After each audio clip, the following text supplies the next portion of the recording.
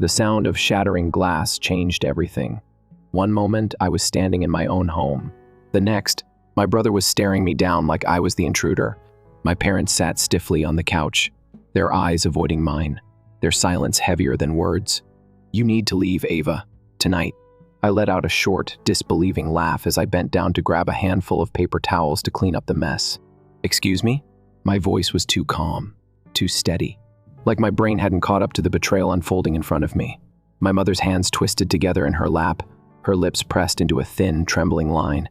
My father, usually the one to speak up, was suddenly enthralled by the pattern of the carpet beneath his feet. "You can't just barge in here and demand I leave my own house," I said, tossing the damp paper towels into the trash. "We've discussed this," Jason said, his tone laced with the self-righteousness I had come to despise. "As a family?" I scoffed. Funny, I don't recall being part of that discussion. Jason lifted his chin, crossing his arms over his chest. "Because you never listen. You've had it too easy for too long, Ava. Living here, working from home while the rest of us struggle." A slow, cold realization crawled over me. My gaze flickered to my parents, desperate for one of them to say something to stop this. But they didn't. Instead, my mother's voice came out soft, almost pleading. "Honey, we just think." "You think what?" I snapped, my patience unraveling. "That I owe you something? That it's my job to provide for all of you?" My father cleared his throat, still not looking at me. "Jason needs stability right now. He's going through a lot after the divorce. And you've always been so independent. A punch to the gut would have been kinder. 5 years. 5 years of supporting them. 5 years of changing my life to accommodate their needs. When they lost their home, I opened mine. When they struggled financially, I never once asked them for rent. I let them stay here rent-free while I worked extra hours, took on side projects, and cut my own expenses just to keep everything afloat. And this was how they repaid me." "You can't be serious," I whispered, my throat tight. Jason's lips curled into something that wasn't quite a smirk but close enough to make my blood boil. "You'll figure it out, Ava. You're smart. You're successful. You don't need this house." My hands trembled with rage. "And where exactly am I supposed to go, Jason?" "That's not our problem," he said with a shrug. Something inside me snapped. I reached for my phone, unlocking it with quick, practiced fingers. "Fine," I said. "Then I'm calling the police. This is my property." Dad finally looked up. His voice was quiet but firm. "Actually," a chill ran down my spine. "What?" He hesitated. "We spoke to a lawyer." The room tilted. "What the hell does that mean?" Mom swallowed hard. "Since we've been living here for over a year, you can't legally evict us without going through formal proceedings. But you can leave voluntarily," Jason added, his grin widening. The air was sucked from my lungs. They had planned this. This wasn't an impulsive decision. They had plotted this for weeks, maybe months, while eating my food, sleeping under my roof, all while pretending we were still a family. "This is insane," I murmured, my voice barely above a whisper. Jason stepped closer, a victorious glint in his eyes. "It's for the best, Ava. We need this house. And frankly, you could use a dose of humility." I exhaled, steadying myself. "Fine," I said, surprising even myself with my calm tone. "I'll go." A flicker of surprise crossed Jason's face, but he recovered quickly. "Good," he said. "We'll pack." I met his gaze, letting the silence stretch between us, until the smugness in his expression wavered. "Like hell, you will." I brushed past him, my hands steady as I walked toward my bedroom. Their voices faded behind me as I pulled out my suitcase and started packing my essentials. They thought they had won. They thought they had outplayed me, but they forgot one important thing. Lessons go both ways, and I intended to make damn sure they learned theirs. Ethan's spare bedroom felt like a prison cell, no matter how much he tried to make me feel at home. The walls were bare, the air thick with the scent of fresh laundry detergent. The desk he'd set up for me was impersonal, temporary, just like my entire existence right now. I sat on the edge of the bed, staring at my laptop screen, but my thoughts were too loud to focus. The betrayal played on a loop in my mind. My family, my own family, had blindsided me, stolen my home, and tossed me out like I was nothing. "You're grinding your teeth again," Ethan said from the doorway. I looked up, barely registering him until he walked over and handed me a steaming cup of coffee. His expression was the kind of careful that told me he didn't know whether to push or let me sit in silence. I took the cup, the warmth grounding me, but the rage inside me refused to settle. I don't even know where to start. Start with the truth, he said simply, sitting across from me. Remember when they first moved in? You were so excited, said it would bring you all closer. A bitter laugh escaped me. Yeah, that lasted about 2 weeks. I set the mug down and pulled up my banking app, scrolling through my transaction history. My fingers tightened around the trackpad. There, multiple transfers, small amounts, each just under $5,000 too small to trigger alerts, but added together. I did the math in my head.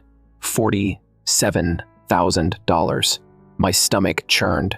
I didn't even need to ask who was behind it. Jason had always been clever with other people's money. Found something? Ethan's tone was cautious. Oh yeah. I turned the screen toward him. Jason's been draining my accounts. Little by little. 47 grand in 3 months. Ethan let out a low whistle. That's not just stealing. That's calculated. He's always been like this, I muttered, pulling up another file. When we were kids, he'd break my stuff, then convince our parents. It was my fault. When I landed my first big design job, he spread rumors that I slept with the hiring manager. Ethan's expression darkened. And they just let him? Not just let him, enabled him. I clicked over to my emails, skimming through the latest messages from my clients. My pulse quickened as I spotted something else, a name that didn't belong. Jason. I opened the emails, my breath catching as I read. He'd been contacting my biggest clients, undermining me, spreading lies, planting doubts about my mental instability. Ethan sat up straighter. That's low, even for him. He wants to take over my business. My voice was tight with fury. He's positioning himself as the reliable alternative. Ethan swore under his breath. And your parents? They're just sitting back, letting him do it. Another buzz from my phone. Mom. I declined the call without hesitation. It was the third one today. Every voicemail was the same. A fake plea to come home so we could work this out as a family. They're trying to control the narrative, I said, pacing the small room. They probably know I'm on to them. Think they can guilt me into playing along. You're ignoring them, right? I exhaled sharply. Oh, I'm ignoring them. But I'm not done with them. Ethan gave me a wary look. Ava, no, don't Ava me, I cut in. I'm not looking for revenge, Ethan. This is justice. He studied me for a long moment, then sighed. What are you thinking? I opened another tab. I moved my assets this morning. New bank, new accounts. My money is safe, good. That's smart. But Jason, I met his gaze. He doesn't know I know, so I'm going to let him think he's winning. Ethan ran a hand over his face. I have a bad feeling about this. You don't understand. I pulled up another folder, showing him security reports from my work system. Look at this. Lines of logged activity filled the screen. Unauthorized access. My designs. My contracts. Everything. Ethan's jaw tightened. How the hell did he even get in? He must have accessed my password manager before I left. My fists clenched. He's not just trying to take my house, He's trying to erase me. Ethan exhaled slowly. You really think you can beat him at his own game? I shut my laptop and stood, my resolve hardening. I don't think I can, I said, grabbing my jacket. I know I can. The letter arrived the next morning. It was buried beneath junk mail and bills, its plain envelope giving no indication of the bombshell waiting inside. I almost didn't open it. Then I saw the sender's name, Gregory Whitmore and Associates. My breath hitched. Uncle Greg's lawyer. I tore open the envelope, my heart hammering as I scanned the document inside. One sentence nearly knocked the air from my lungs. He left me his house, the Victorian on Maple Street, the one my parents had always wanted, the one Jason claimed should have been his. Attached was a letter written in my uncle's precise, deliberate handwriting. Ava, if you're reading this, then I imagine your family has already shown their true colors. I tried to warn you about Jason years ago, but I know how hard it is to see the truth when you love someone. So I'm giving you a choice, one they cannot touch. This house is yours, not theirs, yours. Do with it what you will, but don't let them take anything else from you. Choose wisely. Uncle Greg, I gripped the letter, my hands shaking. He knew. He had always known. My phone buzzed. A text from Dad. Family trust meeting tomorrow. Your presence is required. Required. I let out a hollow laugh. They were panicking. They thought they had me cornered, that I'd fold, that they still had control. They had no idea I was about to destroy everything they had built. I grabbed my car keys. It was time to go home. Walking back into my house felt like stepping onto a battlefield. Everything looked the same, my furniture, my decor, even the scent of fresh linen from the candles I used to light in the evenings. But the details were wrong. My pictures were missing from the walls. The books I had carefully arranged on the shelves were replaced by Jason's trophies, his framed photos from vacations I was never invited to. I wasn't home. I was in occupied territory. The door to my office was ajar. I pushed it open, unsurprised to find Jason sitting behind my desk, his fingers resting on my old laptop like it belonged to him. His smirk was firmly in place, but his eyes flickered with something else, uncertainty. Looking for this? He tapped the laptop, his voice dripping with mock sympathy. I didn't take the bait. I stepped inside, keeping my voice steady. Are you seriously this desperate? Jason tilted his head. Ava, you need help. You're unraveling. Mom and Dad are really worried. A movement behind me caught my eye. Mom, standing in the doorway, her hands twisting together, her lips forming a tight, practiced line. Dad, silent but present, like his mere existence, validated whatever nonsense Jason was spewing.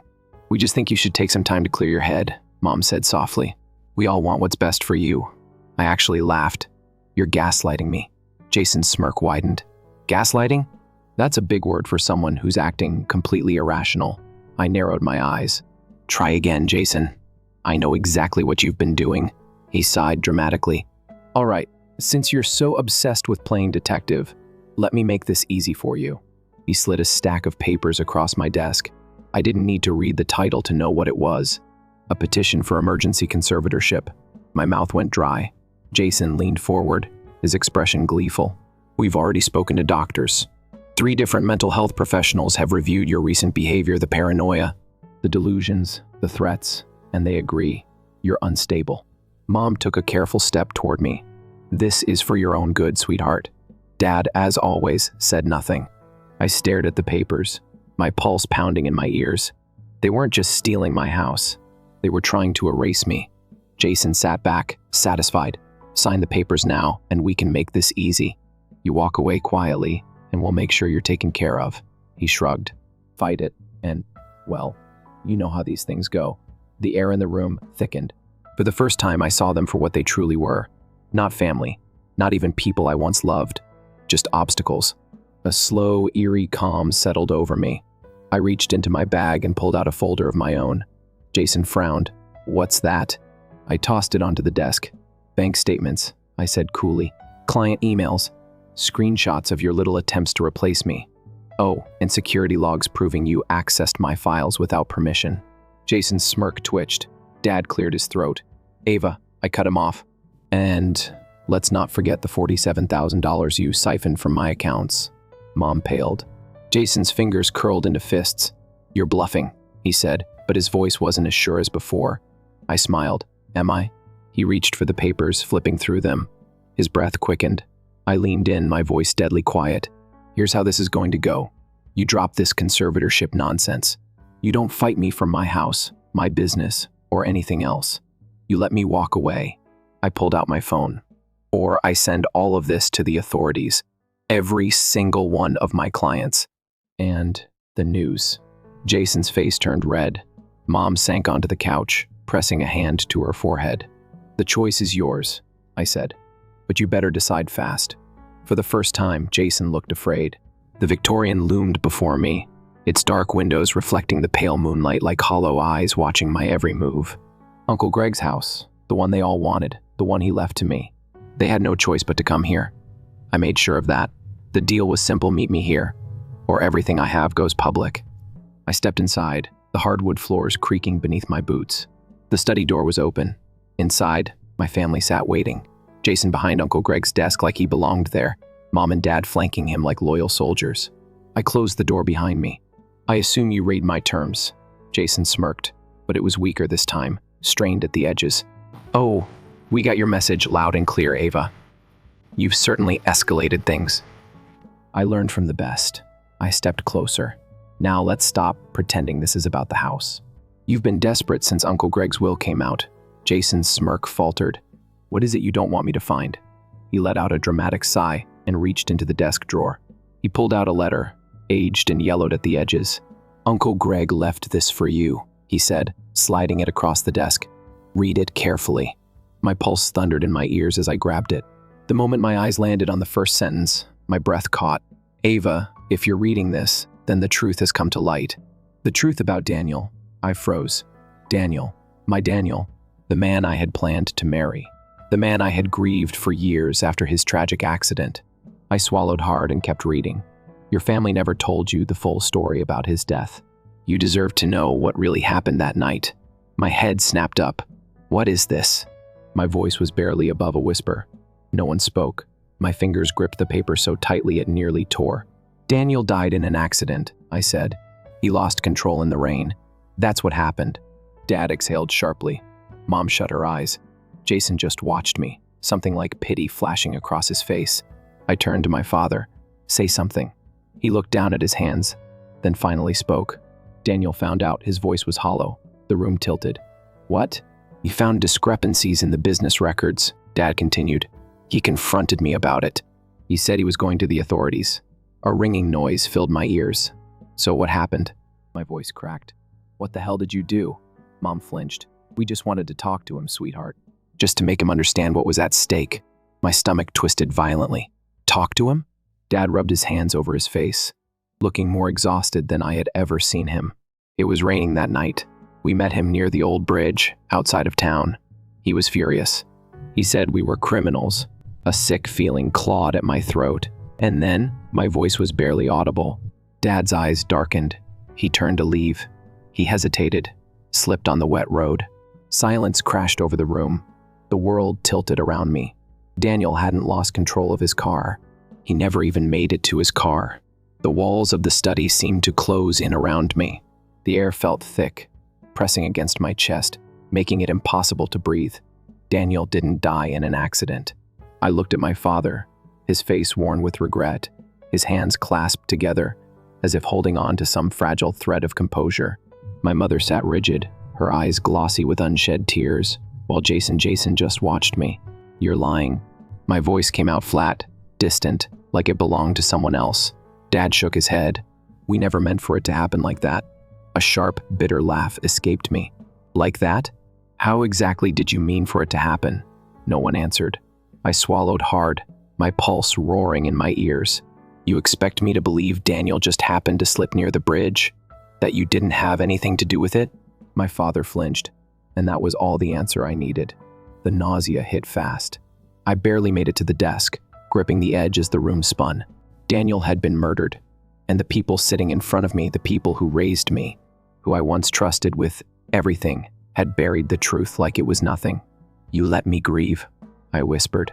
You let me believe it was an accident while you sat there, playing the role of the comforting family. Mom covered her mouth, her shoulders shaking. We thought it was the right thing to do. We thought, don't. My voice cut through the air like a blade. I turned to Jason. And you? You knew, didn't you? His expression was unreadable. Not at first. But when Uncle Greg started digging, it wasn't hard to figure out. The weight of his words slammed into me. That's why you were so desperate to take my house, to take my business. It was never about stability. It was about control. Jason exhaled slowly. The truth was going to come out sooner or later. He gestured toward the letter in my hand. And now it has.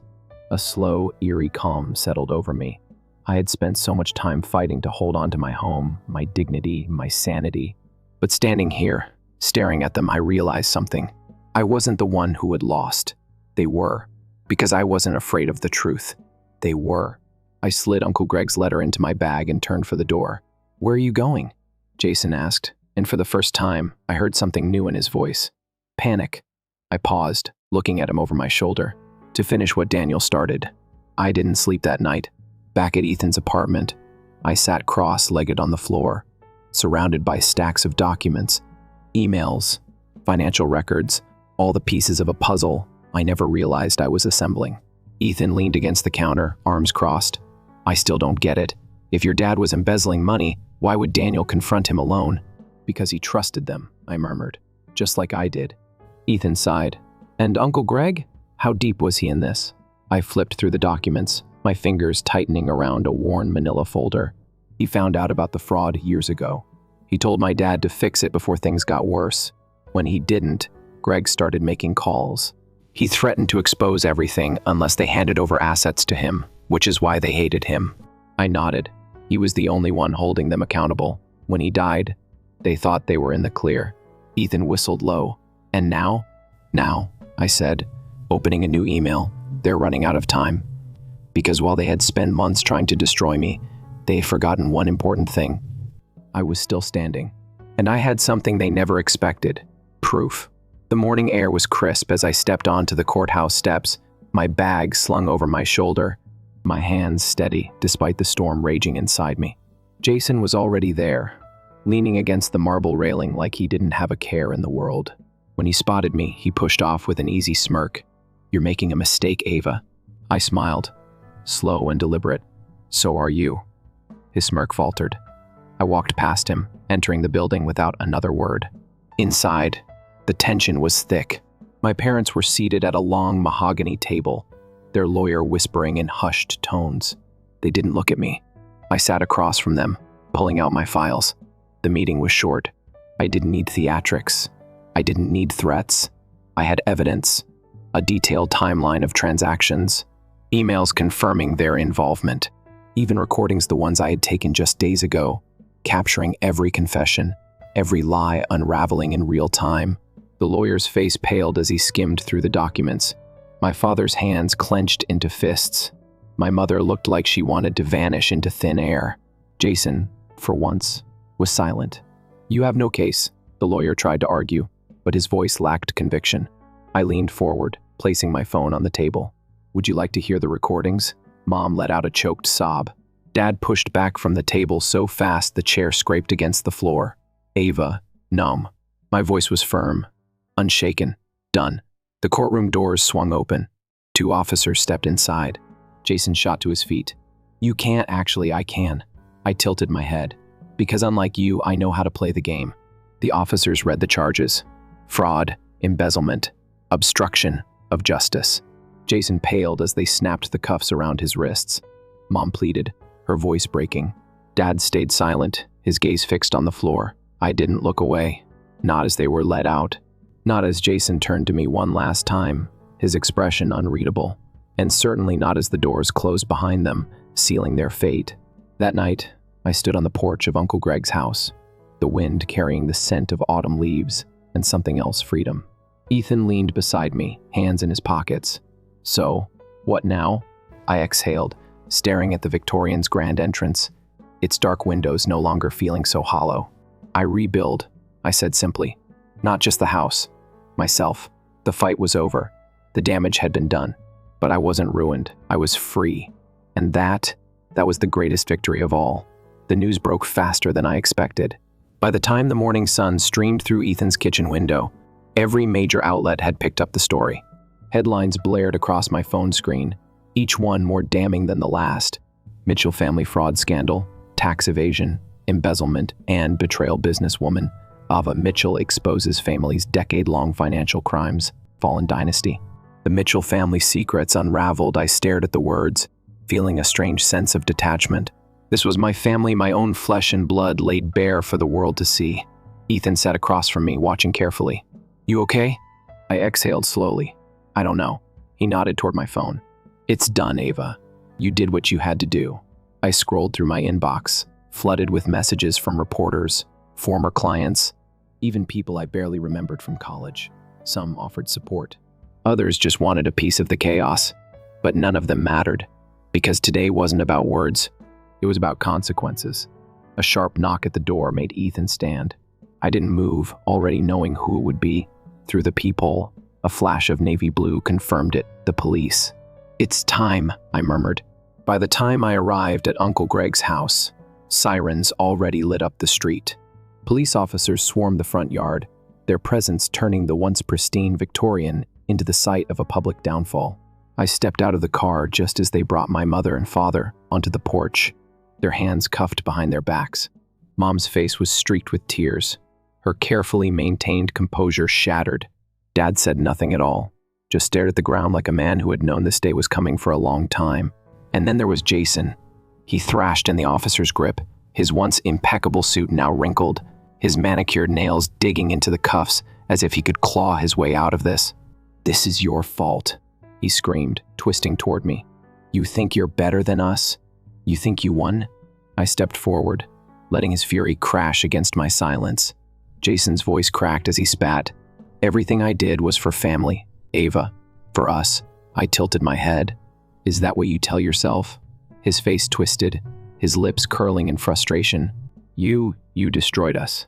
I inhaled deeply, letting his words settle, then replied with quiet certainty. "No, Jason, you destroyed yourselves." He lunged, but the officers pulled him back. His screams grew frantic, desperate. I didn't flinch, didn't blink, didn't move, because I had already won. Hours later, I stood in the study, the very room where my family had plotted to erase me.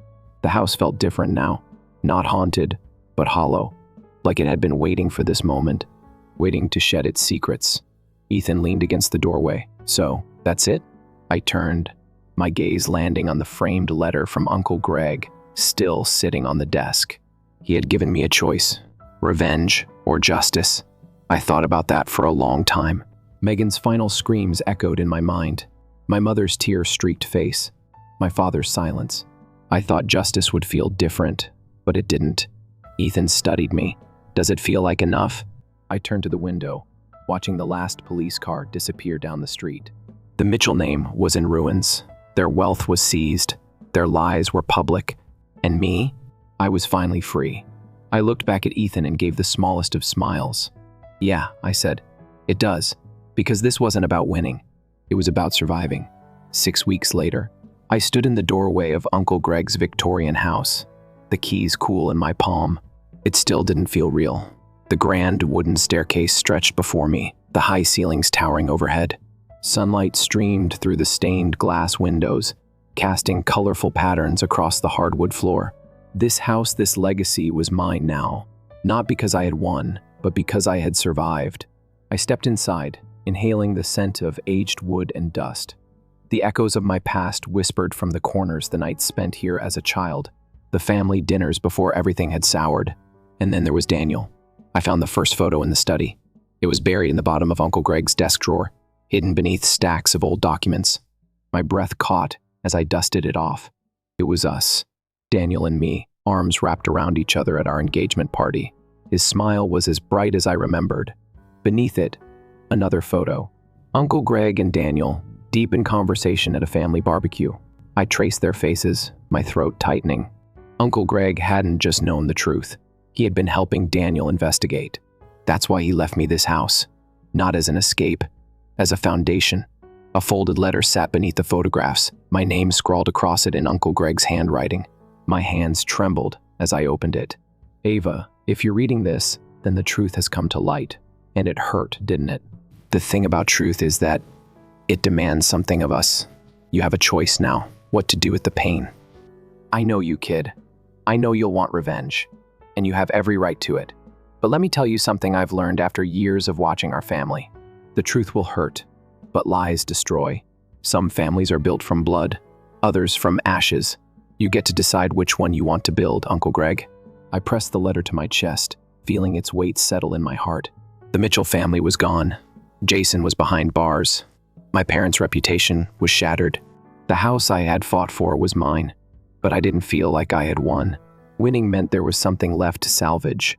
No, what I felt was something else. A new beginning. Instead of selling the house, I transformed it. The front parlor became a gallery space. The sunlit rooms upstairs turned into studios. The library a place for workshops and community projects. I used the money seized from my family's accounts to fund it, a poetic kind of justice. And in a particularly fitting twist, the foundation partnered with prison outreach programs, helping inmates process their pasts through creative expression. Jason's prison was one of the first to receive funding. Poetic, wasn't it? "You really did it," Ethan said, standing beside me on opening day. "You turned this place into something good." I looked around, watching as people wandered through the house, taking in the new purpose it held. "I had to," I murmured. "If I sold it, it would just be another victory for them. But this is something they can't take away from me." Ethan nudged me. Uncle Greg would be proud.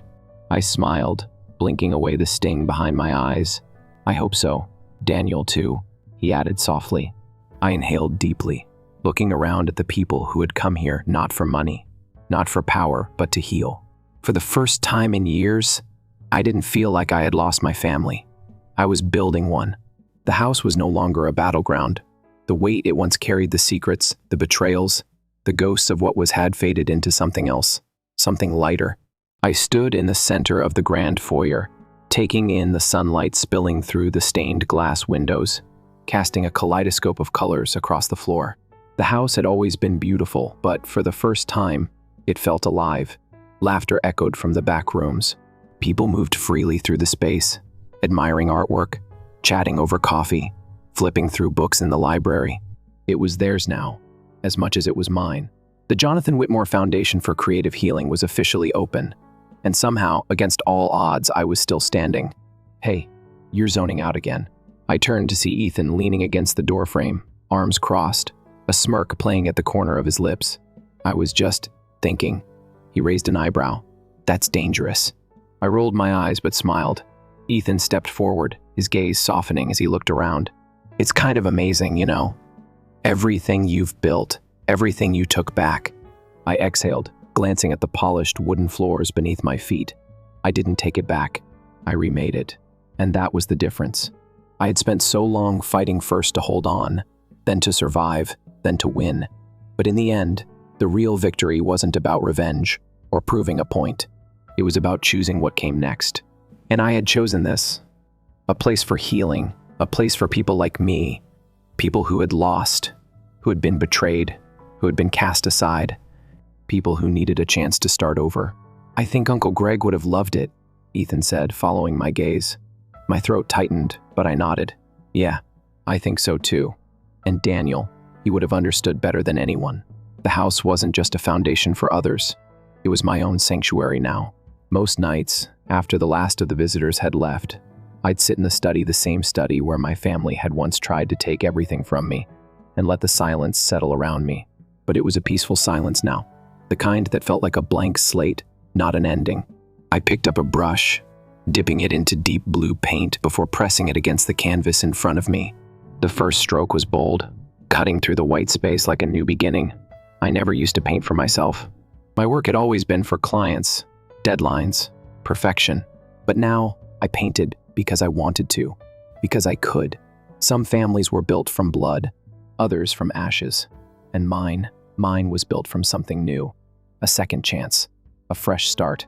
And for the first time in my life, I wasn't looking over my shoulder. I was looking ahead. The Victorian looked different now. Where once it had loomed over me, a house full of ghosts, it now stood as something else entirely.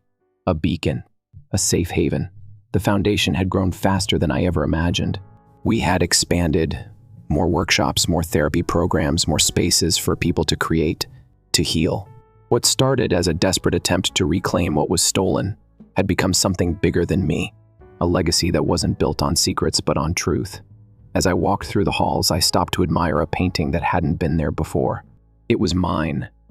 Ethan must have hung it without telling me, because I never would have done it myself. A deep blue background, with streaks of gold cutting through like cracks, letting the light in. Imperfection made beautiful. I smiled. Maybe I hadn't just built something new. Maybe I had finally found home. Story 2. I thought my ideal wedding gown would be waiting for me when I entered the store. However, my heart crashed against my ribs the instant I turned to face the mirror. I had put a lot of effort into choosing this garment, and now it was gone. It had been replaced with a high-collared, lace-drenched, yellowed antique that was oppressive. One of the other people's dresses. Behind me is the story. Gloria's words sliced like a razor across the quiet. Isn't it amazing? This has been worn by Hargrave brides for 5 generations. Nathan will be overjoyed. My throat constricted. It was more than simply a clothing. It was a message, a caution. Gloria had no intention of getting married. She was preparing for me to comply. As the cloth tightened around me, I realized that I might lose more than my wedding if I didn't fight back right now. I would become someone else. As I entered the store, my heart was racing with anticipation. This was meant to be my last wedding gown, appropriate for the occasion I had been envisioning for months.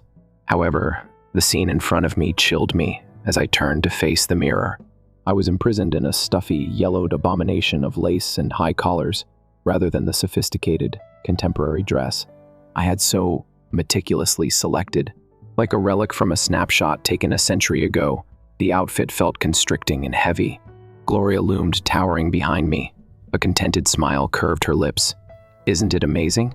Clasping her hands together as though she had just given me the crown jewels, she pondered. "This dress has been worn by Hargrave brides for 5 generations. Nathan will be overjoyed to see you upholding the customs of our family." I quietly begged for an answer as I looked directly into the boutique owner's eyes in the mirror. Suddenly extremely engrossed in straightening the hem of the old robe, she immediately averted her gaze. I didn't have to inquire. I had the answer beforehand. Gloria had planned this. She had made sure that my preferred clothing was swapped out for this artifact of domination by using her power, money, and frightening demeanor. My skin tingled with rage, but I forced my hands to stay still as I swallowed hard. My outfit is missing. Despite the uneasiness in my gut, I asked my voice. Gloria gave a disdainful wave. "Yes, I did have it returned. This one is far more suitable for a wedding in Hargrave. Your choice of a contemporary ceremony seemed more appropriate for a cocktail party than a formal religious service." I balled my fists under the stiff cloth layers. There was more to this than a garment. Control was at issue here. A clear and unmistakable message that my voice and my decisions were meaningless in this household. I grabbed my phone. "Get ready to give Nathan a call." Gloria's well-groomed hand suddenly emerged and gripped my wrist with unexpected vigor. Before I could phone, "Please don't bring up such unimportant topics with Nathan at work." Her claws pinched my flesh, yet her voice was lovely. "In these matters, he has faith in my judgment." That's when I noticed it. Her eyes glinted, and the corner of her mouth twitched slightly. Win. She wasn't only changing my gown. I was reminded of my position by her. I mustered a grin while tightening my jaw and taking a steady breath. "You're correct, Gloria," I responded with ease. "Would you mind allowing me a moment to myself so I can admire the nuances of this stunning dress?" She paused, most likely picking up on something in my tone. However, social graces prevailed, naturally. "Look, I'm simply going to be outside." The instant she left the house, I took out my phone and turned back to the mirror. I took picture after picture. Every inch of this absurd, oppressive reminder of my lack of self-control, every yellowed seam, every out-of-date adornment. I then swiftly typed, after opening my mails, "Me. What she's done now will astound you. In 30 minutes, meet me at Joe's. Bring some wine." Ivy's answer was practically instantaneous. "I'm en route. Tell me everything." I adjusted my stance after giving my mirror one more glance. Gloria was going to find out that her prospective daughter-in-law was also capable of playing games if she so desired. What's the difference? She didn't have what I did. There is nothing left to lose. I paced the living room that night. Anger simmered just below the surface as my arms were crossed tightly over my chest. As I recounted Nathan what had transpired in the shop, he sat on the couch and hardly looked up from his laptop. He groaned and closed his laptop with a disproportionately slow motion when I eventually stopped waiting for his response. "You're exaggerating, Alora," he murmured, massaging his temples. "All Mom wanted to do for you was something special." I laughed sharply, my frustration pierced by incredulity. Nathan in particular. Without notifying me, she had my outfit changed with that vintage horror show, totally disregarding my decision. How much time did it take me to choose the ideal dress? "Do you also believe that I'm exaggerating?" Nathan made an uncomfortable change. "You see, traditions are really important to her. We might be able to reach an agreement. For the ceremony, don her dress. For the reception, put on yours." I looked at him, hoping to see whether he was kidding. "You want me to merely comply with it as a thank you for overriding my judgment?" As if it didn't even count. I didn't care that my voice was becoming louder now. My phone buzzed before he could answer. Gloria's message. "I've taken the time to update the guest list, darling. A few important family friends have been included. Don't stress over the additional expenses. We'll take care of everything." I froze, clenching my fingers over the phone till my knuckles hurt. I swung the screen toward Nathan's direction. "You see, it's more than a dress. You're allowing her to take over our entire wedding." Nathan's face wavered, staring at the message for longer than was required. He shook his head, nevertheless. Alara, she's paying for the most of it. That she would have some say seems logical. I blinked. Most of it? What do you mean? Together with your parents, we decided to divide the expenses. He moved once again, and this time he was very interested in arranging the books on the coffee table. Mom proposed an investment opportunity in light of the developments at work. Right now, things are a little tight. She volunteered to pay for part of the additional costs. I felt sick to my stomach. Nathan, I hardly raised my voice beyond a whisper. What is the amount that we owe your mother? I could tell everything from his quiet. I collapsed against the couch's armrest after letting out a trembling breath. Gloria had done more than tamper with my gown. She had taken control of the wedding and bought it out of us. She has no desire to assist Nathan. I shook my head and said softly, she desires to possess us. You're allowing her to? Nathan's mouth clenched. It's unfair. I turned to face my intended spouse. The man who recently acknowledged that his mother was paying for our wedding, changing our guest list, and deciding what I should wear now found himself in a difficult financial situation. He was still unable to see it. I was no longer only battling for my wedding. I had a future to fight for. Gloria entered our living room as if she were the owner. The click of her high-end heels on the hardwood floor. She placed a hefty folder on the coffee table without even looking at me. She said, I've been meeting with the wedding planner, looking through the pages of my wedding that were meant to be there. We must talk about a few critical changes. Nathan straightened his posture, obviously uncomfortable. Gloria hardly gave him a nod. Indeed, we must first reconsider the event. Your unusual opinions have caused the clergymen at St. Augustine's to voice concerns. She faced me, her face cool. No need for personal vows, sweetheart. Conventional ones will work perfectly. I tightened my jaw. I wrote those vows for weeks. She waved her hand dismissively. It's best that way. In my lap, my hands clenched into fists. She was doing more than simply organizing the wedding. I was being erased from it by her. She went on with her dictation.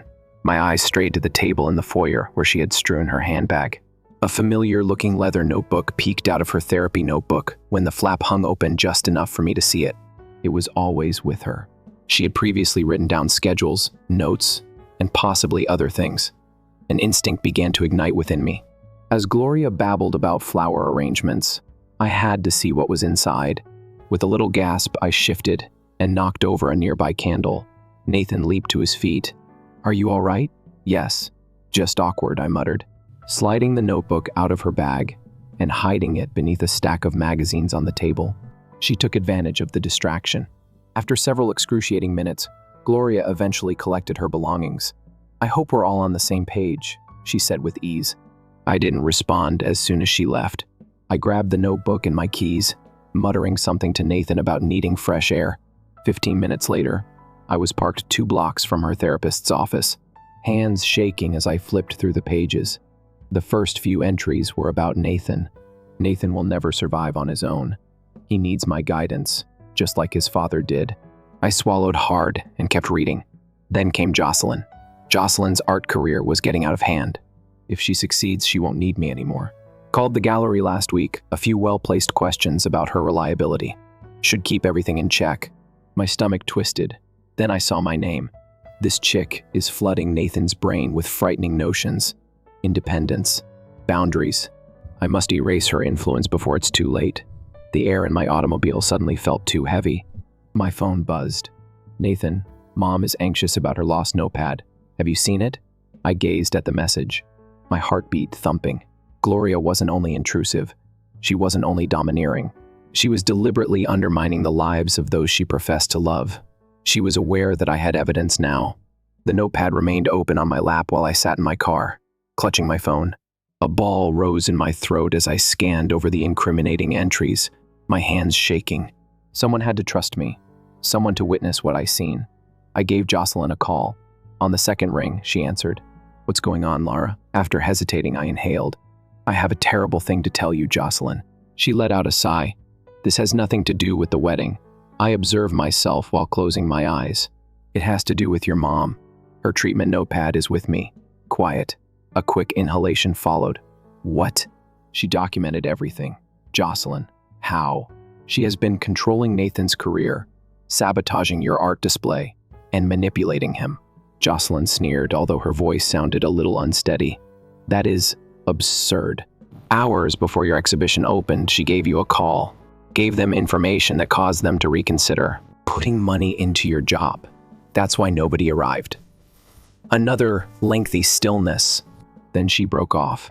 "Perhaps I wasn't good enough, I thought. That my artwork didn't fit in." "You were sufficient, Jocelyn," I said quietly. "In order for you to continually depend on her, she made sure you failed." A muffled expletive and a quick gasp. "This is unbelievable." A tap on my window caught my attention. I felt sick to my stomach. Nathan. His face was inscrutable. He clenched his jaw. I rolled down the window. I'm still holding the notepad. "Return it, Alora." His tone was uncannily serene. I gave a headshake. "Please, Nathan. Go through it. Check out what she did to you." To Jocelyn. His voice tightened as he replied, "She told me you stole it. That, in order to cause friction between us, you are fabricating stuff." A harsh breath came out of my mouth. "It's all in here, Nathan," what she said. She said that she had manipulated her job offers in order to ruin Jocelyn's career. He interrupted me. "It was not your place to steal her thoughts." I gave a sour laugh. "Private ideas. Our lives have been ruined by her." Nathan's expression curled in exasperation. "She is my mom. She only has my best interests in mind." I had an inside sensation. Break. "Nathan, no. She desires to possess you." His quiet was like a gap between us. "This is precisely the reason she feels you're not prepared to join our family," he concluded. The remarks were like a kick to the stomach. I glanced at the guy I intended to wed, the man who had recently decided to cede his mother's authority over our destiny. The knot in my throat was swallowed. "Nathan, you're correct." I opened the car door, grabbed my handbag, and set the notepad on the passenger seat. "I'm not prepared to join your family," my voice said, steady. "Not in this manner." Then I turned to leave him standing there, still in Gloria's clutches. I found a safe haven in Ivy's spare bedroom, away from Gloria's influence. A series of mismatched bookcases bordered the walls. The air smelled of lavender candles, and the bed was excessively comfortable. Above all, though, it was silent. It's quiet enough for me to write and ponder. I had my laptop open and sat cross-legged on the bed, hovering fingers over the keyboard. The fantasy book I had been having months of trouble with wasn't this one. Something genuine and unadulterated was here. An account of a woman who confused love with control, a girl who had to lose everything in order to escape, and a mother who choked her kids under the weight of her expectations. It buzzed on my phone. "Jocelyn," I replied. "Hello, I just spoke with my mother on the phone." She sounded worn out. "She's telling everyone that you stole her private medical records and had a breakdown." I laughed resentfully. "She is, of course. She isn't going to stop there." Jocelyn paused. "Your bank accounts were frozen by her." I straightened my posture. "What?" "She told the bank you took money from her under false pretenses until it's investigated. They're putting a hold on your funds." Rage burned in my chest. "That's not enough for her, is it? There's more." Jocelyn sighed. "She sent a cease and desist letter to your literary agent. She's claiming you're trying to defame her." I swallowed hard, my heart pounding. "And Nathan?" Jocelyn paused. "He's not correcting her." Of course, I pressed my fingers against my temple, trying to keep my frustration from spiraling. "She's trying to erase me. She's trying to make sure no one believes you." Jocelyn made the correction. "Softer after that. However, I do. And I'm done allowing her to prevail." I let out a slow breath. "Then let's engage in combat." An hour later, Ivy and I sat at the kitchen table and looked over Gloria's damage. My accounts were locked. My last online email had not received a response from my literary agency. Posts that alluded to my alleged instability and unpredictable conduct were already circulating. In front of me, Ivy placed a glass of wine. "What comes next, then?" I tapped the screen of my laptop. I completed my writing. She arched an eyebrow. Even following the cessation of operations, particularly after the halt and desist, I looked her in the eye. Once more, my phone buzzed. A fresh subject line for emails. "Your narrative." With a gasp, I clicked it open. "Hello, Lara." It was via mutual acquaintances that I discovered your work. "This isn't simply a personal story. If what I'm hearing is accurate, something has to be spoken about it. I would love to talk about the possibility of publication. Let's have a conversation." Marcus Chan, published by Horizon. I gazed at the display. My hands are shaking. Gloria preferred to keep me quiet. I had the strongest tool of all thanks to her, a voice. I swiveled my laptop in my direction. Fingers swoop across the keyboard. This was no longer simply my battle. Breaking the cycle was the goal here. Except for the gentle ticking of the wall clock, the conference room at Horizon Publishing was quiet. Gloria was seated across from me. There was a small slippage at the margins of her typical mask of composure. Jocelyn squared her shoulders when Nathan sat next to her, his countenance inscrutable, took a seat next to me. Marcus reclined his chair with his chin. With our hands clasped, we watched each other. Like a ticking time bomb, my manuscript rested on the gleaming table. Gloria's lawyer cleared his throat, a smug-looking man with 2 perfect hairs. Let's be clear, blackmail is what this is. He pointed to the pages. It would be a purposeful assault on my client's reputation to publish this. Marcus grinned. In actuality, it's a gripping book of emotional abuse and family relationships. Our legal staff has already reviewed it, he said, glancing at me. Gloria's mouth tightened. It is fiction. I cocked my head. Is it grabbing something from my bag? I placed a USB drive on the table after taking it out. Let's investigate. Gloria's voice filled the room as I hit play on my phone. Nathan is not going to be able to live alone. As with his father, he wants my advice. Nathan tensed. The recording went on. Jocelyn's artistic career was becoming unmanageable. She won't require my assistance if she is successful. Jocelyn's breath came out sharply. She balled her hands into fists. The famous attorney leaned forward. Without permission, this recording was made. Jocelyn interrupted him. It makes no difference. I have proof of my own. Across the table, she slipped a folder. Coworkers, texts, and emails. Every time my mother meddled in my professional life, the opening of my gallery, the individual purchasers, to dissuade them from buying my art, she called. She met Gloria's gaze directly. Because you were worried that I wouldn't need you anymore, you ruined my career. Gloria gave a quick breath. That is untrue. Yes, it is. Nathan hardly raised his voice beyond a whisper. Everybody looked at him. His face was inscrutable, his hands clutched together. However, I did see it. The formation of fractures. He felt the sudden weight of a knowledge. He spoke softly. The London job offer. It was 3 years ago. Did you actually give them a call to cancel my application? Gloria. The answer was silence. Nathan rubbed his brow and took a quick breath. I had always believed that I lacked the necessary experience and was thus unworthy. However, you were the one. He gave a headshake. Like you did to Jocelyn, you ensured my failure. His voice faltered. But now it included something more. Anger, recognition.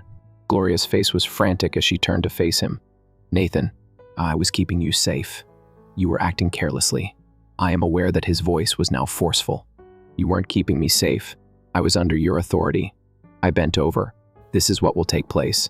Gloria's eyes returned to mine. Nathan's trust fund is going to be signed over by you. Financial control is gone. You will never longer meddle with Jocelyn's professional affairs and will refrain from entering our lives unless specifically invited. Gloria's attorney laughed. That cannot be enforced. Marcus moved a bulky pile of papers across the table. We can, in fact. Gloria studied the documents with a pallid face. Emails, phone logs, and financial records. All of the manipulations are presented in a lawful format. She picked up the pen with a shaking hand. Nathan let out a slow breath. Jocelyn grabbed my hand beneath the table and squeezed it. With her signature newly inked, Gloria settled down at the pen. She then permanently lost her hold on us. I observed people sipping champagne and admiring the artwork in Jocelyn's new art gallery 6 months later. The enthusiasm in the room was palpable. The room was crowded with journalists, art enthusiasts, and collectors who praised the striking, poignant pieces that adorned the walls. With a confident smile, Jocelyn navigated the crowd with ease. It was her. At last, her career had taken off, without the burden of Gloria's meddling. When she saw me, she rushed over and pressed a champagne glass into my hand. She smiled as she responded, to breaking free. She pressed her glass to mine, to liberation. I interrupted Alara by echoing a well-known voice. Nathan was standing close to the entrance as I turned around. He had changed appearance, more laid back, less polished. Jeans and a pullover had taken the place of the suit. His normally shaved face was suddenly a little disheveled. I gave him a nod. Take a minute, Nathan. We simply exchanged glances. At last, he said something. I read your book. I exhaled a little breath. Strings. It was a best-selling story about love, domination, and breaking free, provoking discussions on emotional abuse, family dynamics, and the usage of unseen threads by certain parents to manipulate their kids. Nathan gave his neck a quick massage. I learned a lot about my mother and myself as a result. He let out a sigh. I obtained a job at a startup after leaving the family business. For the first time, I truly enjoy what I do, even though the compensation is lower. I looked at him, trying to find any trace of the guy who had previously brushed off my worries, who had once decided to let his mother decide how we would live. However, that man had left. I nodded slightly. I'm happy, Nathan. Really? After a moment of hesitation, he reached inside his pocket. This is what I wanted to give you. He handed me a little envelope. I opened it out of curiosity and took out a check, enough to pay for my portion of the wedding costs. A brief message to help you regain your freedom was included. There are no conditions. I took a deep breath.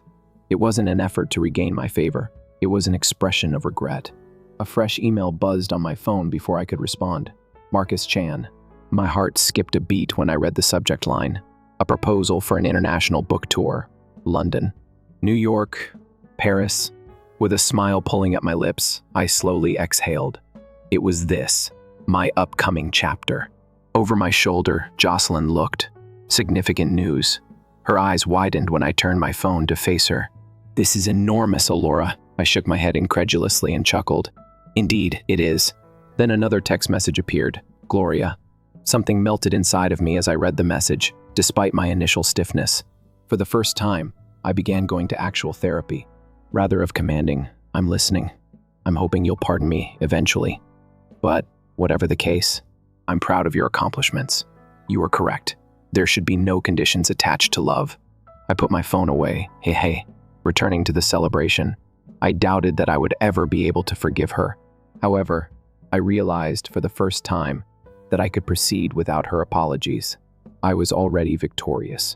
Story 3. As the manila envelope fell in front of me, the crystal wine glass fell out of my hands and broke against the immaculate white tablecloth. My palm began to hurt sharply, although I was hardly aware of it. 20 sets of eyes stared at me, some wide with surprise, some bursting with barely controlled laughter, or the heady aroma of turkey and cranberry sauce was making me sick. I took a deep breath and spoke more steadily than I had imagined. What is this? Divorce documents. Emerson had a flat, well-practiced voice. As I turned to face him, a gradual shudder went up my spine. He refused to look into my eyes.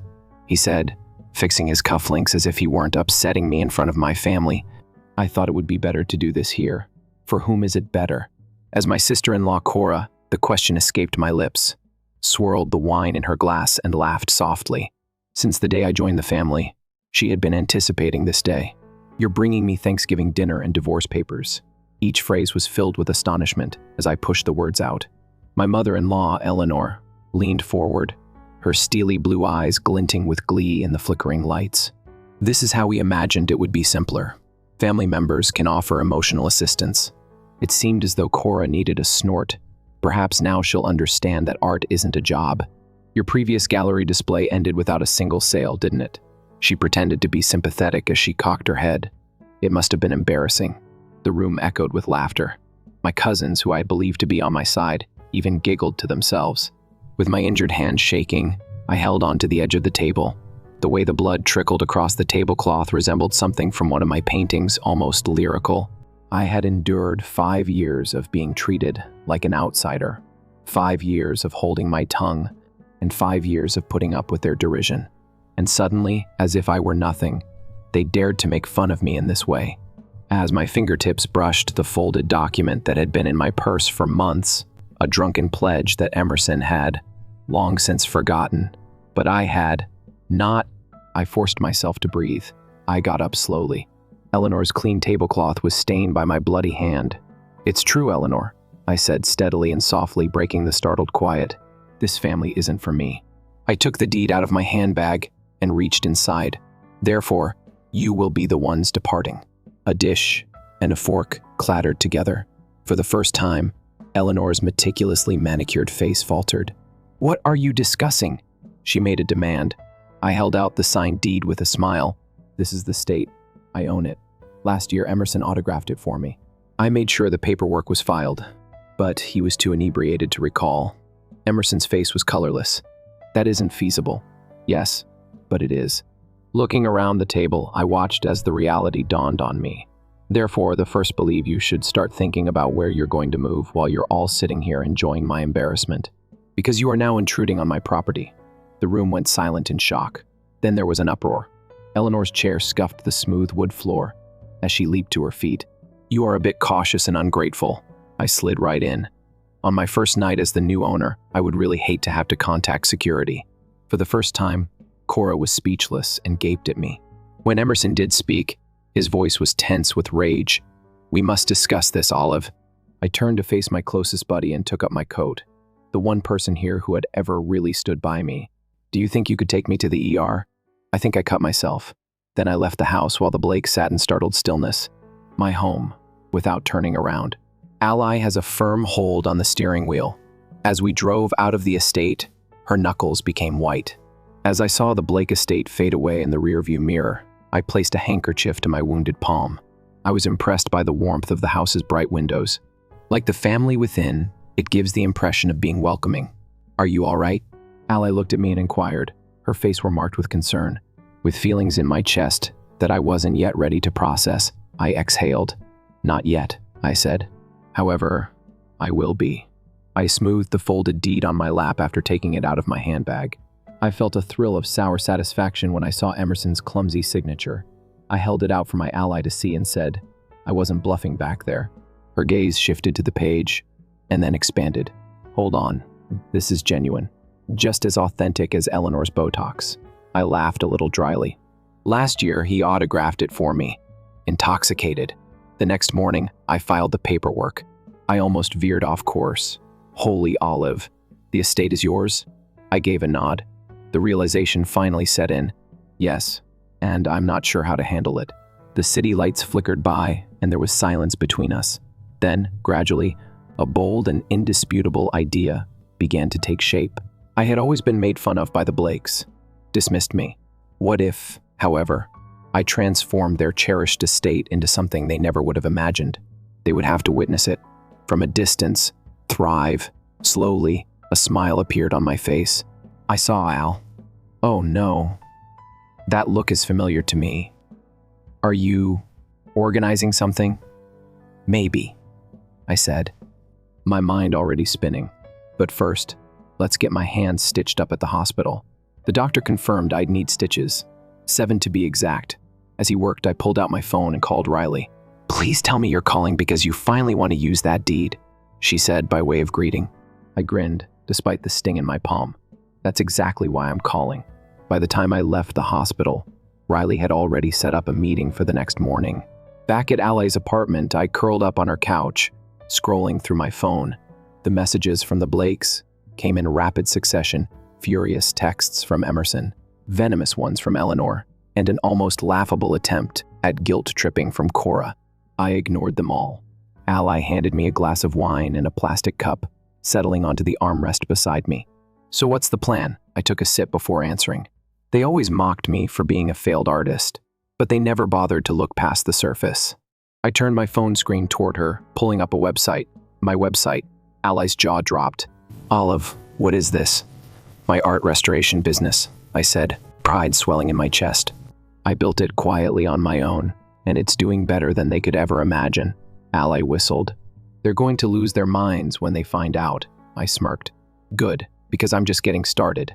A forceful knock rocked Ally's flat door.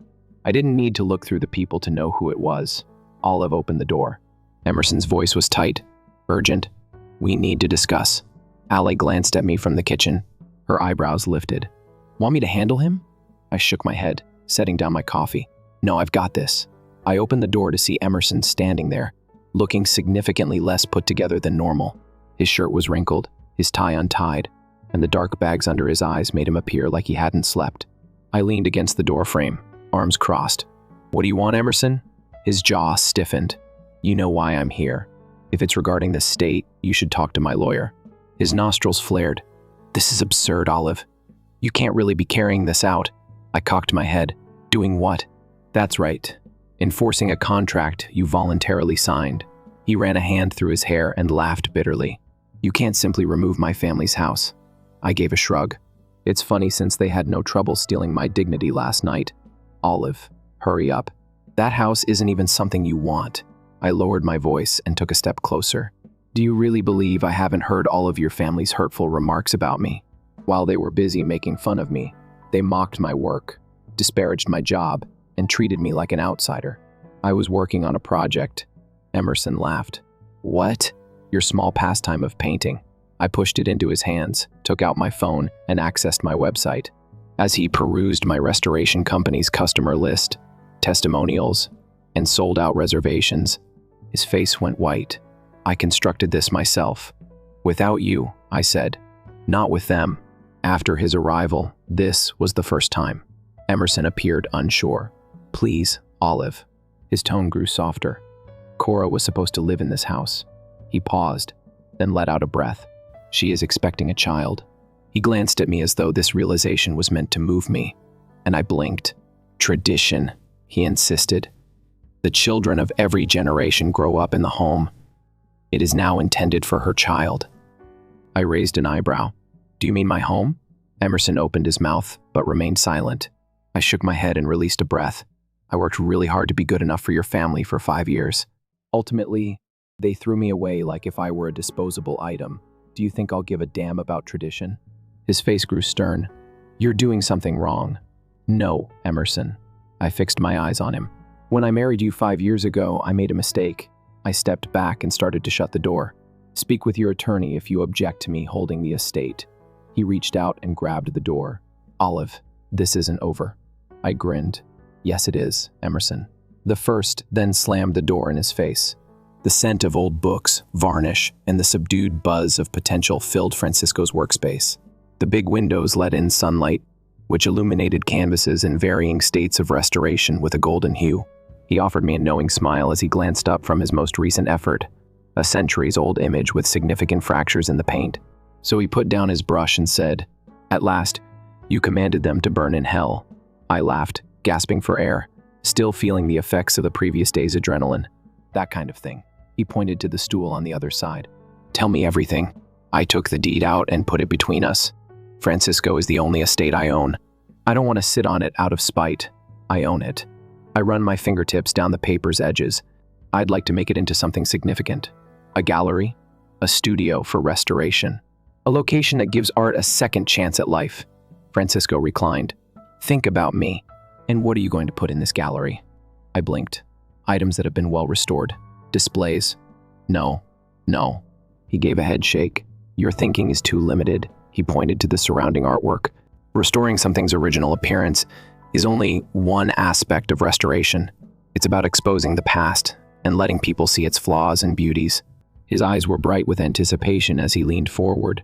What if you didn't only put the artwork on display? What if you allowed others to observe the actual repair process? Stunned by the thought, I leaned back.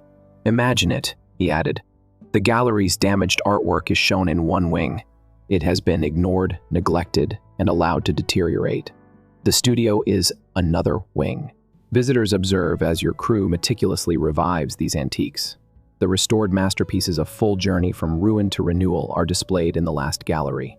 Like a metaphor, a slow smile crept across my face. Francisco quirks his lips. That's right.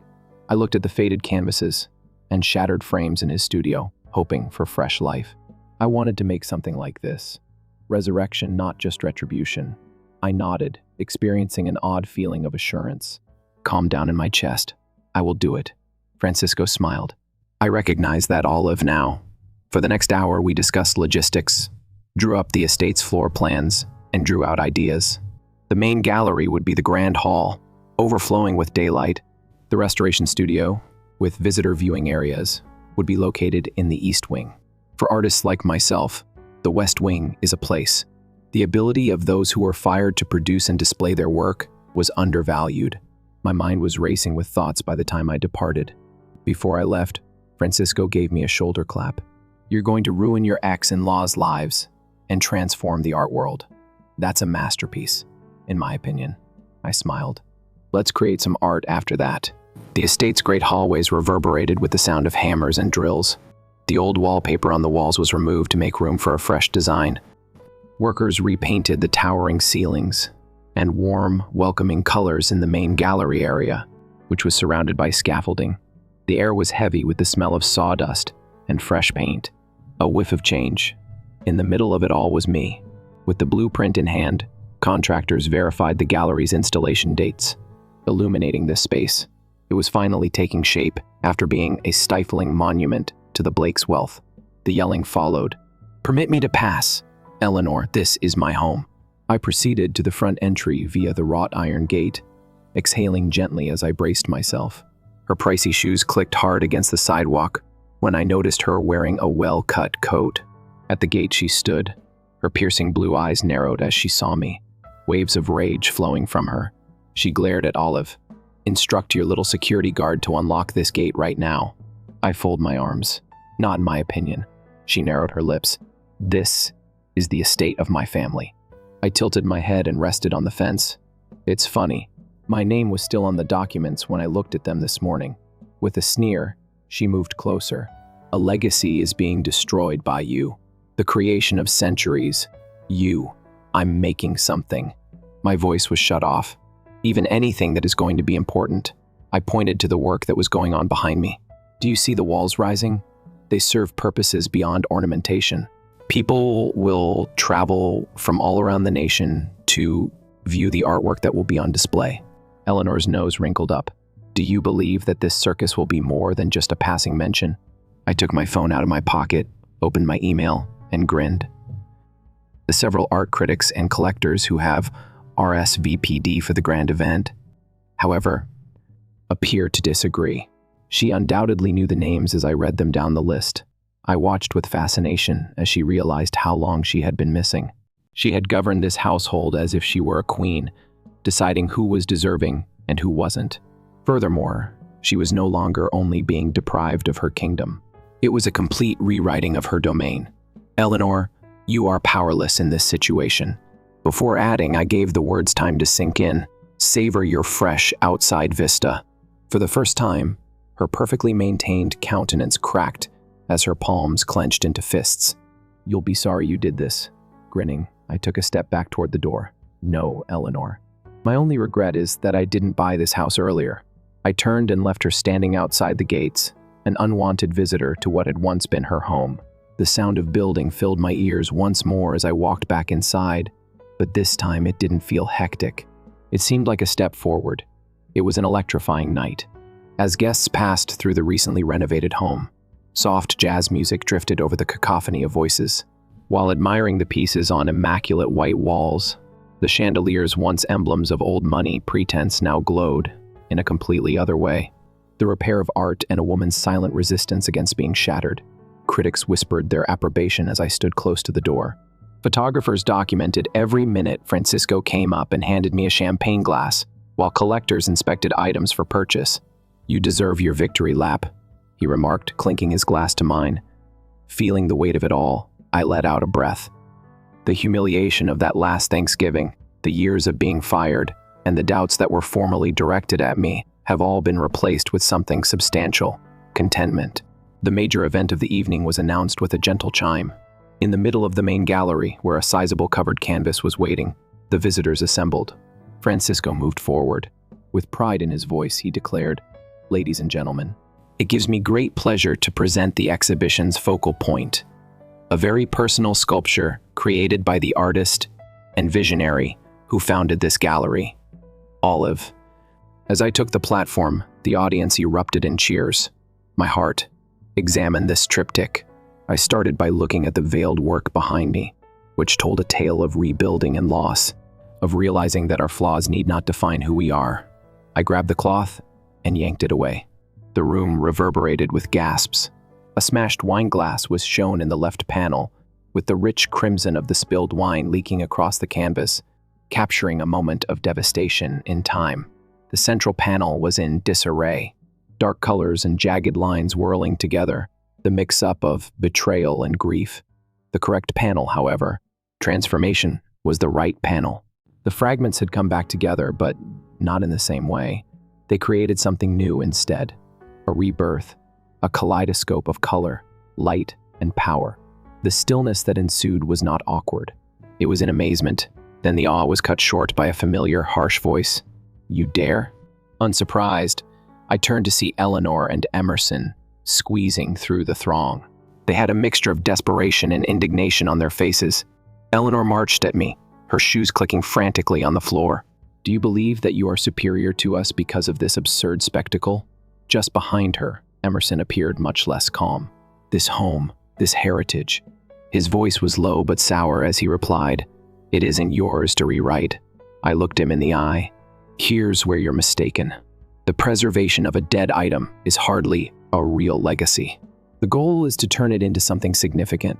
I indicated the triptych. "You witness devastation. I see potential. Brokenness is seen. Art is what I see." The audience echoed with murmurs. Eleanor and Emerson moaned, guests with increasing disdain. They were now viewed as the remnants of a bygone era by the same people they had formerly tried to impress. Eleanor's hands at her sides shook. "Everything has been damaged by you." "No," I responded quietly, "Eleanor. I made something. And you lost precisely because you are unable to recognize that." Emerson rubbed his face and let out a quick sigh. He glanced around, absorbing the displeased looks. The gallery's undeniable success. He was aware that it was finished. He turned and left without saying another word. Eleanor stayed a second longer. Her pride would not allow her to leave quietly, and her jaw tightened. However, she turned on her heel and followed her kid into the darkness when no one spoke up for her, and she felt the weight of her own insignificance pressing down on her. A sigh I was holding slid from my lips without realizing it. Francisco lifted his glass to change. The audience exploded in cheers. I took one more glance at the triptych, allowing its significance to become ingrained in my mind. Not damaged, not ruined, resurrected. It was a tidal flood of news, crashing with ruthless power over the city's aristocracy. Blake, a financial empire in ruins. Embezzlement, fraud, and the demise of a family. Formerly strong. Blake's expression. Federal inquiry. I was standing in Francisco's studio, looking through the countless articles on my phone. The scandal has been covered by every news outlet. It was revealed that Eleanor and Emerson had embezzled money into secret accounts, concealed losses, and mismanaged client cash. The estate would have been confiscated along with the rest of their possessions if I hadn't legally acquired it at that time. In any case, they would have lost it. Francisco looked up from his desk, where he was using a rack to wipe his hands. "Well," he smirked and replied, "karma is a genuine mess, isn't it?" I shook my head and let out a breath. They were awful. I knew that, but this. I pointed the story on the impending federal hearings that is shown on my screen. They were criminals in addition to being nasty. My phone rang to alert me of an impending call before Francisco could reply. When I saw the name on the screen, I scowled. I was hesitant to respond. "What are you looking for?" Then a sharp breath. "Please, Olive." She didn't sound like the woman who used to laugh at my bleeding during Thanksgiving dinner, sneer at my artwork, and make fun of my shortcomings. She sounded frail and little. I waited. She said, "They're gone. Eleanor is not in sight. Emerson is attempting to save me and himself. I have nothing." Her voice broke. "I'm alone." I shut my eyes. I ought to have been pleased. Now, the lady who had been pulling me down for years was phoning, fearful, desperate. I could have hung up, but I chose not to. Rather, I inquired, "Where are you?" Silently outdoors after a moment. She was waiting at the gate with a single bag at her feet when I turned to look out the studio window. She encircled her swelling tummy with protecting hands. Francisco watched from next to me. "You are aware that you know nothing about her." I let out a sigh. I know. Yet when I got to the gate, I still went to the door. Cora avoided looking at me. She appeared slimmer, weary, deprived of the conceit that had before characterized her. "I'm not asking for forgiveness," she responded hastily. "I don't even anticipate being kind. But I can't do this alone myself since I'm pregnant." I looked at her for a while. At last I moved aside and pointed to the guest house. I remarked, "It's clean, but it's small." Cora's eyes widened in shock as her head jerked up. "Would you allow me to stay?" I folded my arms. "Cora, I'm not you." She nodded. gulped hard, and picked up her luggage before passing me on her way to the guest house. Francisco was standing in the doorway, observing, so I turned back to him. He arched an eyebrow. "Either you're a fool or a saint." I gave a shrug. "Perhaps I just know that shattered things are worthy of being given another opportunity." As I gently assisted a student in turning over a fragile portion of an antique painting, the air was heavy with the smell of varnish and old canvas. I whispered soft strokes. "Erasing the past is not the goal of restoration. The goal is to expose what remains beneath the damage." The young artist nodded while paying close attention. I took a step back and looked around the studio. The gallery was no longer only a place for exhibitions. It was a live art space where creativity and repair went hand in hand. Students learned their art and discussed strategies while working at various stations. I had constructed something, and it was flourishing. The constant hum of labor was broken as the doorbell rang. I looked up at the screen of the security camera. Eleanor. After a brief moment of hesitation, I made my way to the entrance. At the gate, she stood. There was none of her customary arrogance. Clutching a huge covered canvas in her arms, she somehow appeared smaller while wearing a modest coat. Olive. Her tone was almost uncertain as she said. I folded my arms. "Eleanor, what do you want?" She stared at me for a while, seemingly unsure of whether to say anything at all. She then carefully raised and unfolded the canvas. It was an antique family portrait with faded edges and cracks from time, a little tear streaming down a much younger Eleanor's cheek. My mother claimed to have discovered something in her attic. "It's broken." I researched it, stroking the fragile paint with my fingertips. "You want me to fix that too?" She gave a quick breath. "The best at what you do is you. I don't want it gone permanently," so there's a pause, then a quieter tone. I cocked my head, thinking about her. This was the lady who once attempted to take everything away from me and made fun of me.